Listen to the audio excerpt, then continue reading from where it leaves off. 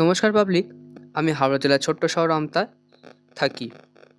আজ যে সকালবেলায় ঘুম থেকে উঠে খাওয়া দাওয়া করে প্রথম চলে গেছিলাম ব্যাংকে। ব্যাংকে কিছু কাজ ছিল আমার, তো সেই জন্য ব্যাংকের উদ্দেশ্যে রওনা দিয়েছিলাম।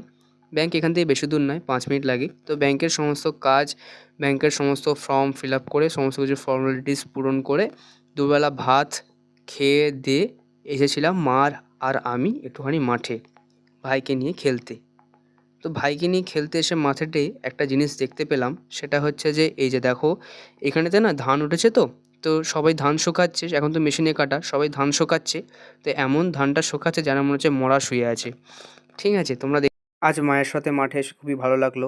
আমার ছোটোবেলাটা পুরো মনে পড়ে যাচ্ছিলো, আমি এখানে কত ফুটবল কত ক্রিকেট খেলেছি। হ্যাঁ, এখন আর পড়াশোনার চাপে আর মাঠে আসাই হয় না, মাঠে আসাই ভুলে গেছি পড়াশোনার চাপে। তারপর মাঠ থেকে এসে নিজের হাতের বানানো চা সবাইকে খাইয়ে